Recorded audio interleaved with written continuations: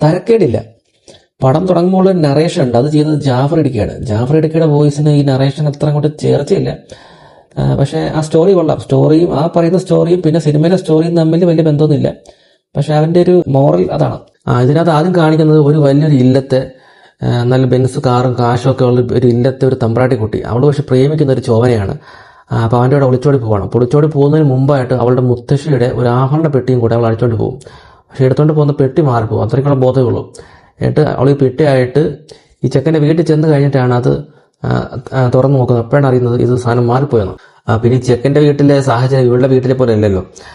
ഇവൻ്റെ വീട്ടിൽ എന്നും മത്തി വറുത്തത്, അയല വറുത്തത്, ചിക്കന്, ഇതൊക്കെ ഉള്ളതാണ്. ഇപ്പം ഇവള് വെജാണല്ലോ, അത് ഇവർക്ക് പിടിച്ചില്ല. ഇവർക്ക് അത് കാണുമ്പോൾ ഛർദ്ദിക്കാൻ വരും, അങ്ങനെ ആകെ പ്രശ്നം. അപ്പം അതൊന്നും ചെക്കൻ്റെ വീട്ടിലുള്ളവർക്കും അത്ര ഇഷ്ടപ്പെടുന്നില്ല. അങ്ങനെ അവരുടെ പ്രശ്നങ്ങൾ അങ്ങനെ ഇരിക്കുമ്പോഴാണ് ഇവൾ ഒരു ദിവസം ഒരാളുടെ കയ്യിൽ ഒരു വള, നല്ല ഭംഗിയുള്ള ഒരു പ്രത്യേക ഡിസൈനുള്ള വള കാണുന്നത്. അത് കണ്ടപ്പോൾ അവൾക്ക് ഭയങ്കര ഭ്രമം, അത് വേണം. അങ്ങനെ ആ വള മേടിച്ചു കൊടുക്കാൻ വേണ്ടിയുള്ള പരാക്രമമാണ് ഈ പടം മൊത്തം. അപ്പോൾ ഈ വള എന്ന് പറഞ്ഞാൽ ഒരുപാട് കോടി വിലയുള്ള ഒരു വളയാണ്. അത് കിടക്കുന്നത് രവീണയുടെ കയ്യിലാണ്. അത് എത്ര നോക്കിയിട്ടും അതങ്ങോട്ട് ഊരിയെടുക്കാൻ പറ്റത്തില്ല. അപ്പോൾ അത് ഊരിയെടുക്കാൻ വേണ്ടി ഒരു പല പണിയും നോക്കും. അതങ്ങോട്ട് ഒന്നും പക്ഷെ അങ്ങോട്ട് വിജയിക്കത്തില്ല. അപ്പോൾ എനിക്ക് ഇത് കണ്ടപ്പോൾ ഓർമ്മ വന്നത്, പണ്ട് എൻ്റെ വീട്ടിൽ ഒരു താഴുണ്ടായിരുന്നു, ഒരു പൂട്ട്.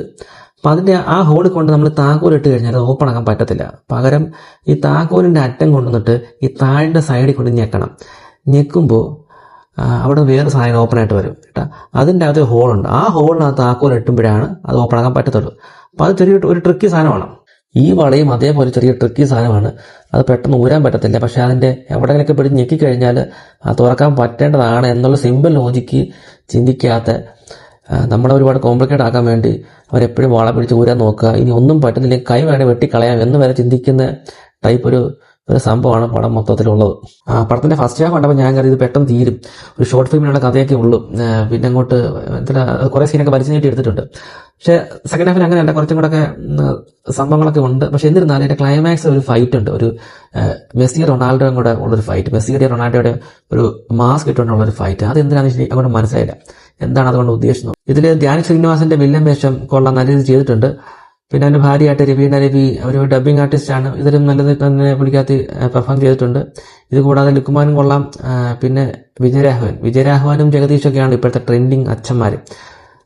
വിജയരാഘവന്റെ ഒരു പ്രത്യേകത എന്ന് വെച്ചാൽ പുള്ളിക്കാരനെ പെട്ടെന്ന് പ്രായം സ്വിച്ച് ചെയ്യുന്ന വേഷങ്ങൾ പെട്ടെന്ന് ചെയ്യാൻ പറ്റും. പുള്ളിക്കാരൻ ഈ പറഞ്ഞ 40 വയസ്സ്, 60 വയസ്സ്, 70 വയസ്സ് എല്ലാം പെട്ടെന്ന് പുള്ളിയുടെ മുഖത്ത് പെട്ടെന്ന് കൊണ്ടുവരാൻ പറ്റും. പുള്ളി റീസെന്റ് ആയിട്ട് ചെയ്തിട്ടുള്ള കുറേ സിനിമകളിൽ അങ്ങനെ സെയിം പരിപാടി ചെയ്തിട്ടുണ്ട്. അങ്ങനെ ചുരുക്കി പറഞ്ഞാൽ കൊള്ളാമെന്ന് വെച്ചാൽ കൊള്ളാം. OTT കാണാനുള്ളതൊക്കെ ഉള്ളൂ, തിയേറ്ററിൽ കാണാൻ മാത്രം അത്രയ്ക്കൊന്നും ഇല്ല. വൺ ഡേ വാച്ചബിൾ കണ്ടിരിക്കാം, അത്രയേ ഉള്ളൂ. ഒരു ചെറിയ പടം.